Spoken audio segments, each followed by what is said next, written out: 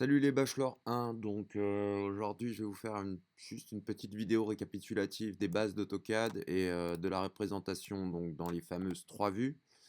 À savoir que cette représentation elle est universelle et c'est le langage de la représentation des objets et des espaces. On représente dans les trois vues et en 3D maintenant avec les nouveaux outils 3D.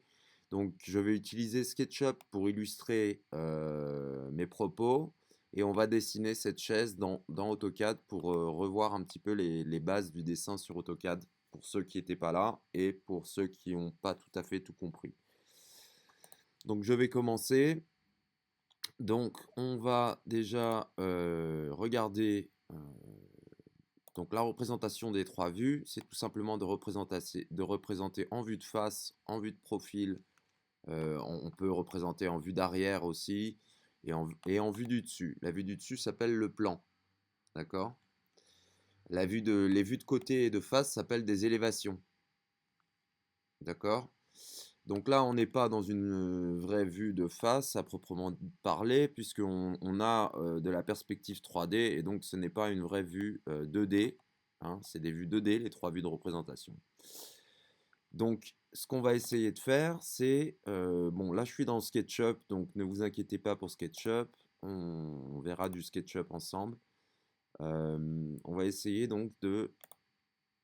Voilà, donc déjà, notre vue d'arrière donnera quelque chose comme ça. Euh, notre vue du dessus donnera quelque chose comme ça. Donc on va partir déjà de quelque chose comme ça pour dessiner notre vue en plan de notre chaise. Donc on peut importer des images dans AutoCAD. Donc c'est ce que je vais faire actuellement. Donc je vais prendre une capture d'écran de cette image. Et une fois dans AutoCAD, donc je vais la glisser dans la zone de mes objets. Et donc il m'importe une image. Et qu'est-ce qu'il me dit dans les commandes? Alors c'est possible que sur PC, il vous demande de préciser un premier point et un deuxième point. Je récapitule que AutoCAD dialogue avec vous à chaque fois que vous faites quelque chose, il vous parle dans votre ligne de commande. Donc c'est possible que sur PC, il vous demande d'inscrire le premier point, donc il faut cliquer quelque part, et ensuite le deuxième point, donc il faut recliquer là où quelque part, et vous allez voir qu'il va placer le document. Donc là sur Mac, de même que sur PC, ce menu existe aussi. J'ai un menu pour, je peux régler la luminosité, le contraste de l'image, sa transparence. Alors moi je vais augmenter la transparence de l'image pour pouvoir dessiner par-dessus et qu'on voit quelque chose.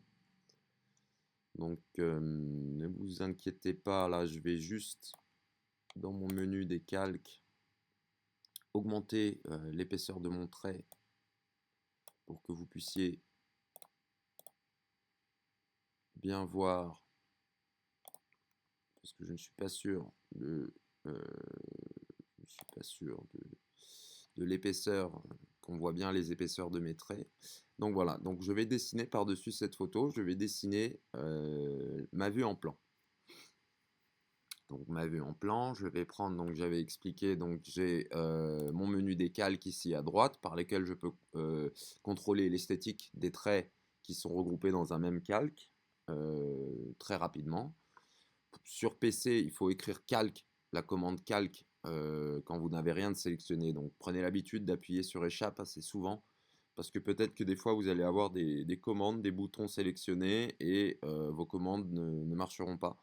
Donc appuyez sur échappe pour être sûr d'être nulle part, et la commande calque sur PC pour faire apparaître les calques, et la commande propriété sur PC pour faire apparaître les propriétés qui sont ici juste en dessous.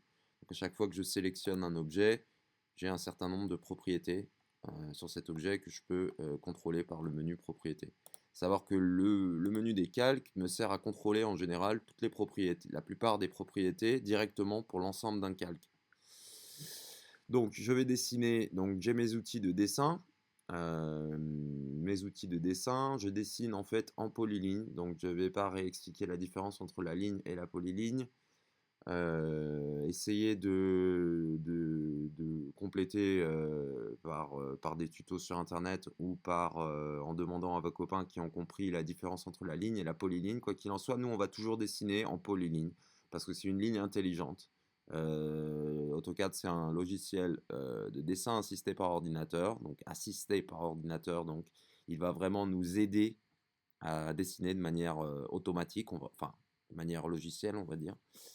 Donc je peux prendre une polyligne, je clique sur l'outil polyligne,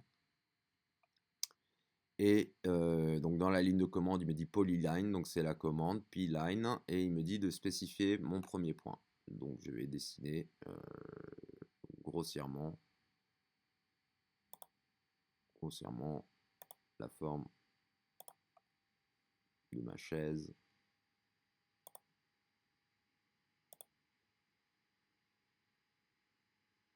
Bien, je pense.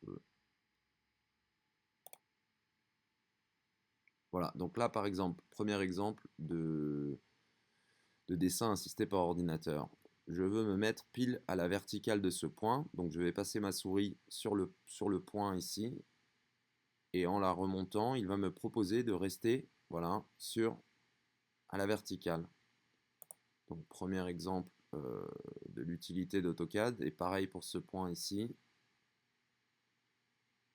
Je vais pouvoir vraiment gagner du temps lorsque je dessine. Hop, pareil pour ce point. Voilà, alors sachez autre chose. Autre chose que je peux faire, donc c'est enclencher le mode ortho, qui est ici en bas à droite, c'est l'angle droit. Et lorsque je vais dessiner, donc je prends une polyligne, il va rester bloqué sur des angles droits. D'accord. Quand j'ai fini de dessiner ma polyligne, j'appuie sur espace ou entrée et je sors de la commande en fait. Si je rappuie sur espace, je renclenche la dernière commande. Donc là, c'était la polyligne. Voilà. Donc espace pour rentrer, espace pour enclencher, espace pour sortir, pardon, et espace pour recommencer la dernière commande. Au niveau de la sélection, je fais juste une petite parenthèse rapide pour les absents. Pour sélectionner des choses, donc dans AutoCAD, vous allez cliquer dans le vide et vous pouvez aller une fois et vous pouvez aller vers la gauche pour faire un rectangle vert qui va sélectionner tout ce qui touche. Donc là, il va sélectionner ma polyligne et mon image. Ou, j'appuie échappe, vous pouvez faire donc un clic une fois et un rectangle bleu qui va sélectionner que ce qui l'encadre, que ce qui l'englobe. Donc là, il me surligne ma polyligne. Et là, il ne m'a pas sélectionné l'image, il m'a sélectionné que la polyligne. Voilà. Donc je peux dessiner maintenant. Donc, je vais dessiner le dossier de la chaise, l'épaisseur du dossier ici. Alors, qu'est-ce qui s'est passé ici? Je n'étais pas tout à fait droit.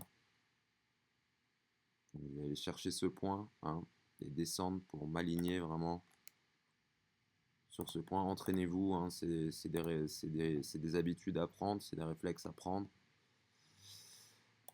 Ici, je vais avoir un trait. Bon, et puis après, je vais avoir les pieds de la chaise que je ne vais pas dessiner. Voilà. Donc là, j'ai la vue en plan de ma chaise. On va voir quelques petites commandes utiles. Donc je peux dessiner des cercles, des rectangles. J'avais déjà expliqué comment fonctionnent ces commandes pour mettre des distances précises. Parce que par exemple, quand je fais une polyligne, il me demande le premier point. Mais là, si je pars sur une direction et que j'entre une distance, donc 3, il m'a fait un trait de 3 unités. Donc si j'étais en mètres, ce serait 3 mètres. Si j'étais en centimètres, ce serait 3 centimètres. Voilà, je peux dessiner à l'échelle. Vous pouvez, mais par défaut, en fait, lui, il considère qu'une unité, c'est 1. 1, c'est une unité. Donc je peux mettre mon dessin à l'échelle plus tard, c'est pas très grave. Mais ça nous servira quand on voudra, notamment pour faire des maquettes, imprimer des dessins AutoCAD sur du papier pour ensuite aller découper directement à l'échelle les formes de notre maquette en utilisant de la colle repositionnable et en collant sur du carton pour découper nos formes directement à l'échelle. Donc une commande assez simple, assez rapide, c'est la commande raccord. Donc je clique dessus. La commande raccord va me faire un arrondi entre deux lignes. Donc là, elle s'appelle fillet en anglais. Là, il me demande de spécifier le premier trait. Je clique. Et le deuxième trait. Je clique. Il ne s'est rien passé. Ou alors en tout cas, j'ai rien vu se passer.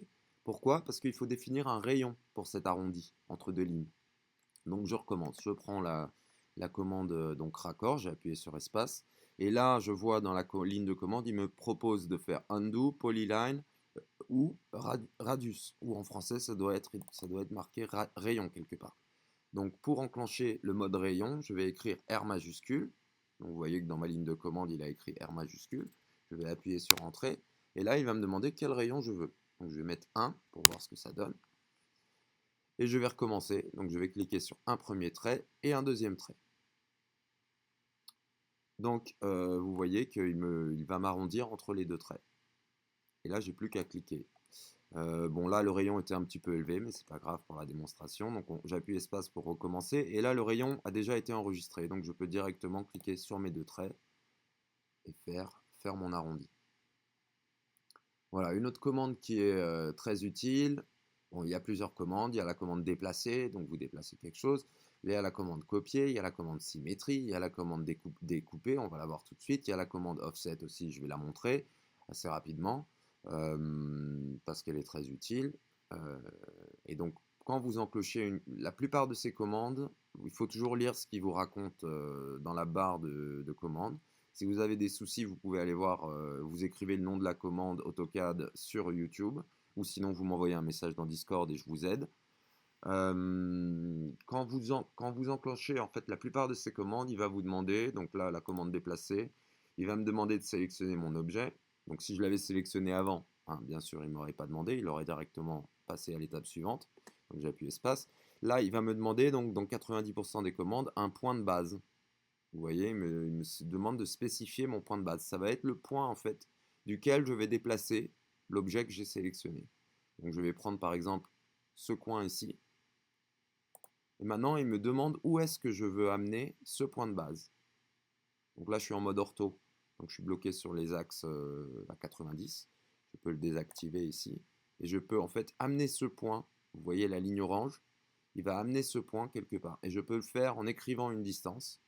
Donc je peux écrire 50 ici. Et il l'a déplacé de 50 unités. Donc je peux dessiner dans les unités et être à l'échelle et être très précis avec ce logiciel. Et comme je dis, par exemple, quand vous faites de la maquette, après, vous pouvez imprimer directement comme un Lego, comme un mécano, vos pièces de votre maquette, et vous n'avez plus qu'à les assembler, les coller, les peindre, en faire ce que vous voulez. Donc en fait, vous allez imprimer votre dessin AutoCAD sur une feuille blanche et à l'échelle, et vous allez ensuite pouvoir le coller sur un bout de carton repositionnable et découper les pièces de votre maquette. Donc quand vous avez des formes compliquées et des choses comme ça vous fait d'une part avoir des bouts de maquette beaucoup plus propres et ensuite beaucoup plus faciles à obtenir. Donc voilà, donc maintenant on va repasser un petit peu en 3D. Là on a fait notre vue du dessus. Maintenant on va aller comprendre la vue du plan. La vue de face, pardon, ou de profil. Tiens, on va faire, non, on va faire plutôt, bah oui, on va faire la vue de profil, car la vue de profil est souvent utilisée pour faire la coupe. Et on va donc parler de la fameuse coupe qui pose problème à un certain nombre d'entre vous. Donc, tout simplement, j'imagine que je suis sur un cube et que je vais le retourner pour faire ma vue de profil.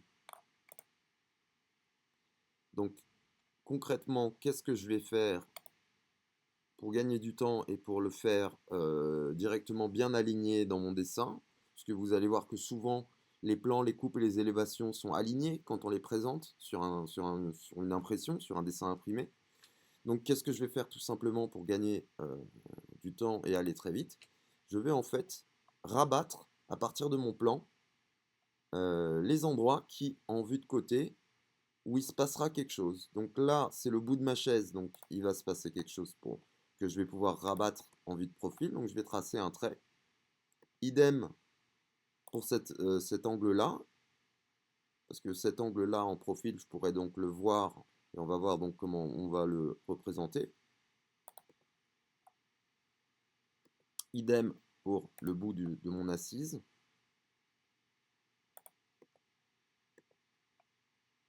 Et idem pour le haut de mon assise.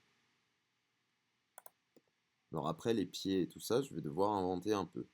Sauf si j'ai des informations qui me permettent, à partir d'une photo, ou si moi-même c'est mon projet, je saurais retrouver les informations manquantes à partir de ces traits pour construire ma vue de profil.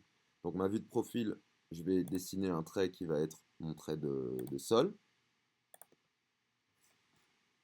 Hein, ça sera le sol, parce que ma chaise elle est posée, donc on imagine qu'elle est posée sur un sol. Je pourrais quoique enlever, je pourrais faire ça sans sol, je pourrais faire ça directement en fait dans le vide. Donc je vais dessiner l'assise. L'assise, je vais changer de couleur, faire un nouveau calque. Je vais dessiner en bleu. Non, je sais pas si on va voir. Je vais dessiner en rose. Donc l'assise, elle commence à cet endroit-là. Donc pour me mettre bien aligné sur ce trait, je vais prendre le point ici et je vais glisser. Et vous allez voir, voilà, c'est assisté. Donc hop, là il s'est mis sur ce trait. Donc mon assise, elle va jusqu'ici.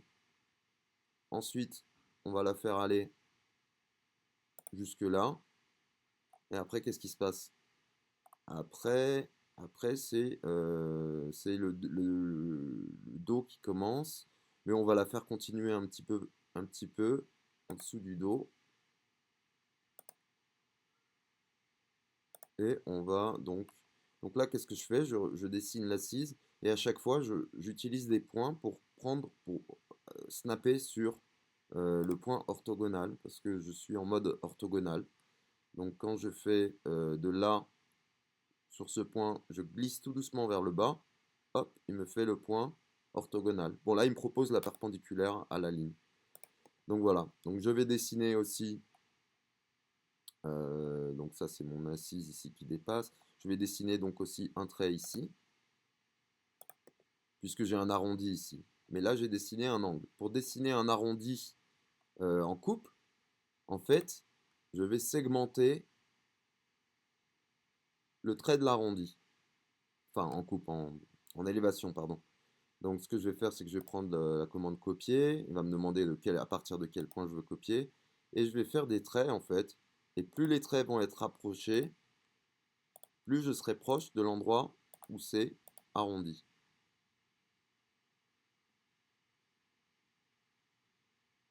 Voilà, donc on va dire quelque chose comme ça. Voilà comment on représente un arrondi.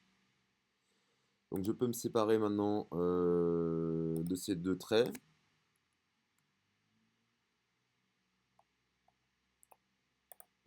J'aurais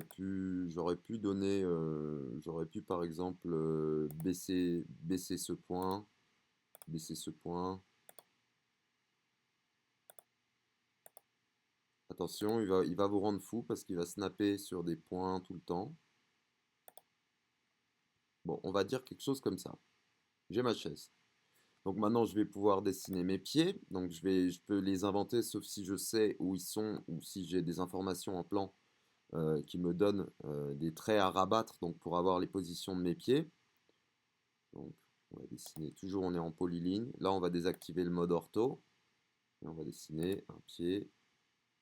Important que là, je dessine sans aucune notion de distance, d'échelle, etc. Mais je peux entrer des valeurs quand je dessine un trait.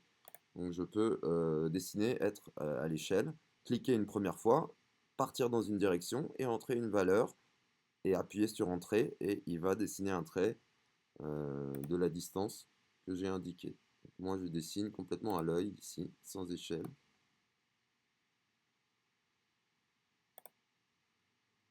Voilà. Donc là ça va nous permettre de voir une commande ici.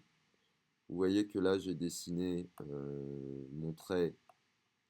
Je vais tout simplement prendre une commande qui va me permettre de découper ce trait à partir d'un autre trait.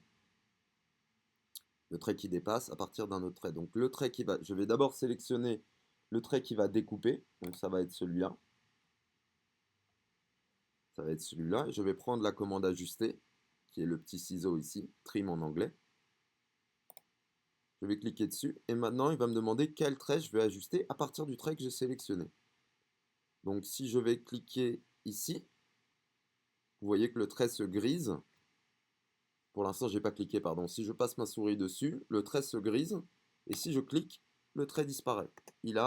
Donc j'appuie espace pour sortir de la commande. Et il a effacé, il a ajusté le trait avec le premier trait que j'avais sélectionné. Donc j'efface le trait qui dépasse et voilà. Donc pour monter le dossier, donc j'ai mes deux traits ici. Euh, j'ai mes deux traits, donc je sais que ça va aller de là. Donc là, je vais le faire comme ceci. De là à là. Là, je vais prendre l'intersection avec ma ligne. Je vais aller trouver la perpendiculaire. Et tout simplement, tiens, on va en profiter donc pour faire deux choses. Là, on va refaire la commande ajustée. Donc je prends la commande ajustée. Là, il me demande de sélectionner quel est le trait, le premier trait avec lequel je vais ajuster. Donc je vais prendre le trait blanc ici. J'appuie espace.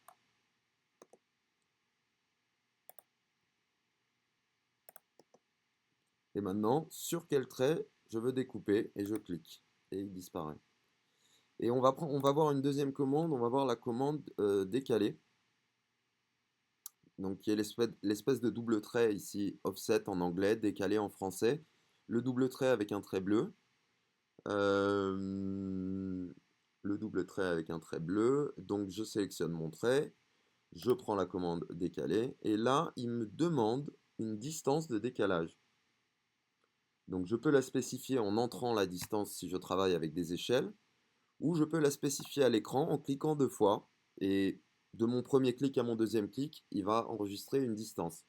Donc je clique une fois et là vous voyez que j'ai un trait orange et le trait orange va être la distance de mon décalage. Donc je vais faire un décalage de cette distance, voilà. Et quand j'ai cliqué pour valider la distance, il me propose de décaler soit dans un sens, soit dans l'autre à partir de mon trait d'origine. Donc je vais décaler par là, je clique et c'est bon, je peux appuyer sur espace pour sortir de la commande. Voilà. Donc là je vais faire des ajustements.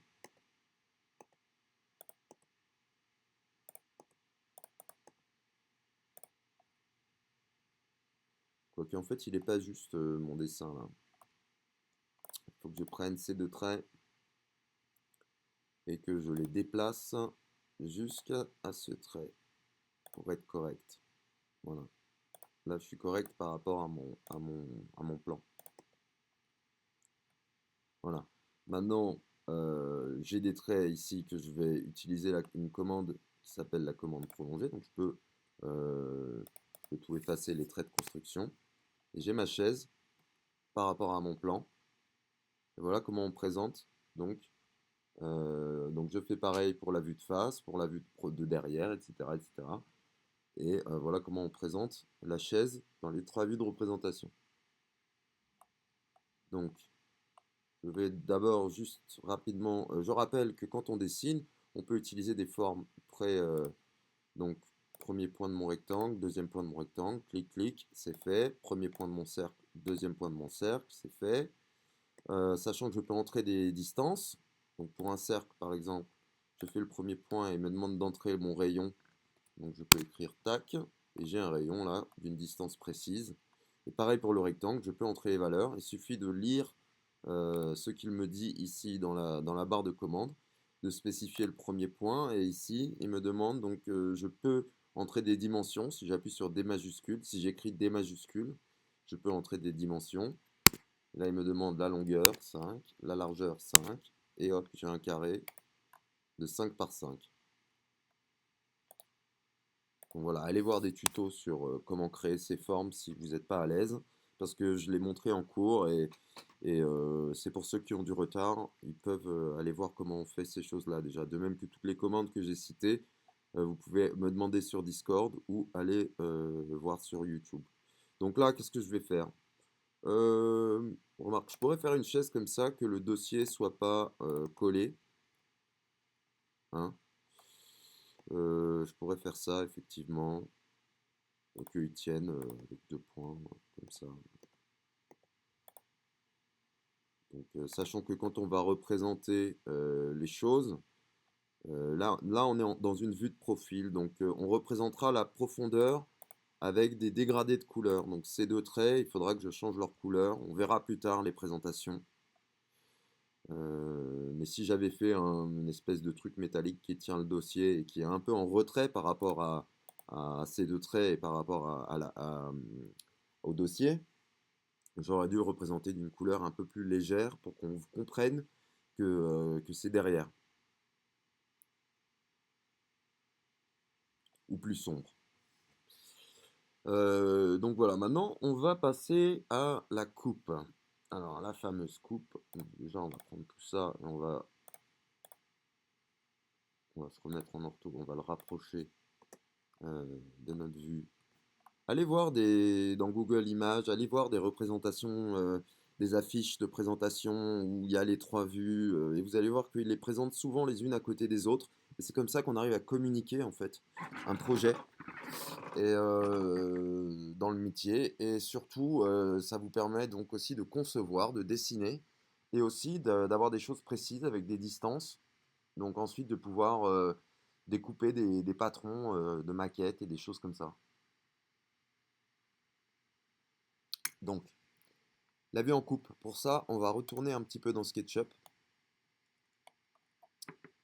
Et nous allons voir donc que la vue en coupe, en fait, c'est par rapport à un plan. On va découper l'objet par rapport à un plan. Donc, je vais vous faire une démonstration ici avec un outil donc, de coupe dans mon outil 3D, dans mon SketchUp. Alors, il me permet de faire une coupe. Ah oui, mais là, je suis pas très perpendiculaire, mais ça va aller pour la démonstration.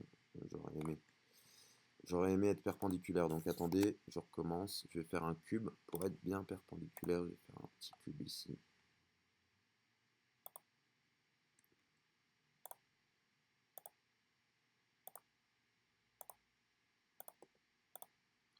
Je vais faire un petit cube.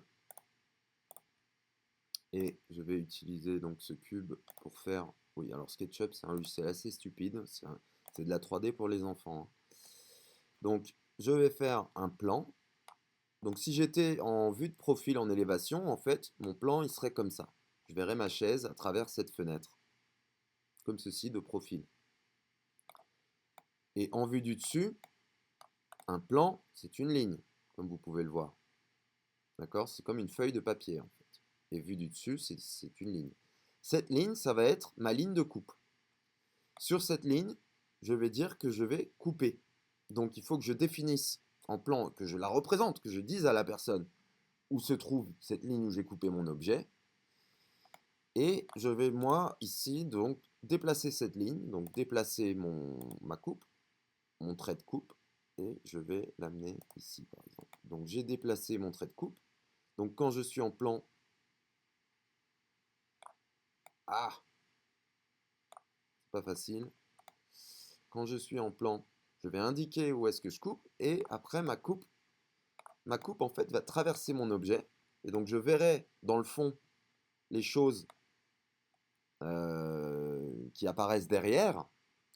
Et sur le trait de coupe, les endroits qui sont pleins, je verrai de la matière. Donc quelque chose de solide, quelque chose de hachuré noir ou de solide. Donc allez voir des documents de coupe sur Google pour vous familiariser avec tout ça. Ça sert à mettre en évidence les pleins et les vides, ce qui est plein et ce qui est vide. Donc j'ai coupé à travers mon objet et tout ce qui est ici bleu sera coupé. Donc c'est coupé à travers de la matière. Et tout ici, on voit dans le fond, on voit des choses qui ne sont pas coupées, comme les pieds par exemple. Donc ça veut dire quoi sur AutoCAD? Ça veut dire que sur AutoCAD, on peut très bien donc définir un trait de coupe. Donc on va couper de là à là. Il faut définir un sens dans lequel la coupe regarde. Donc une coupe, elle a un trait et un sens dans lequel on regarde. Donc là, je fais rapidement comment ça se symbolise. Ça se symbolise par une petite flèche comme ceci, de chaque côté du trait. Donc j'aurais dû faire quelque chose comme ça, voilà. Bon, beaucoup plus propre que ça en fait. C'est deux triangles en fait, et la pointe du triangle m'indique dans quel sens je regarde.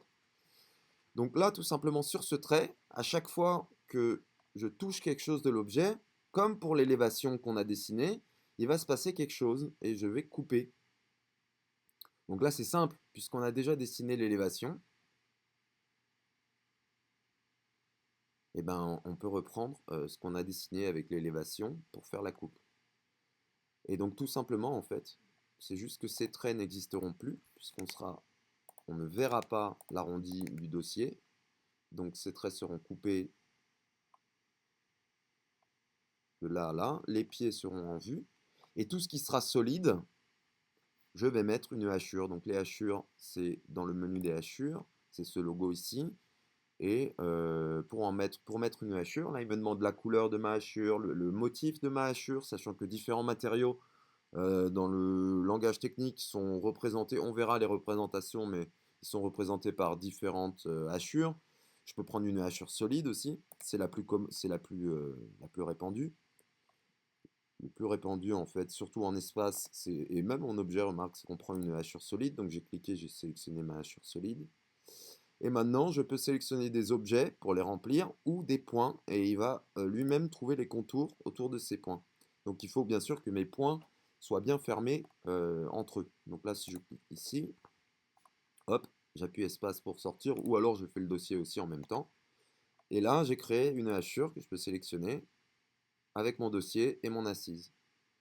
Et quand je vais présenter ma coupe, je vais la présenter comme ça, et on va comprendre donc que ici c'est vide. On voit les pieds, je vais les mettre d'une couleur différente, dans un gris, on verra la représentation plus tard. Et on verra en solide tout ce qu'on a coupé. Hein. Donc voilà pour la coupe. Voilà comment on passe d'une vue à l'autre, comment on dessine des projections par rapport à une vue à l'autre, d'une vue à l'autre, comment on gagne du temps pour dessiner notre vue. Donc voilà. N'hésitez pas à me contacter si vous avez des questions et à vous rattraper le retard sur YouTube ou sur le Discord. Vous pouvez m'envoyer des messages quand vous voulez. Voilà, bon courage.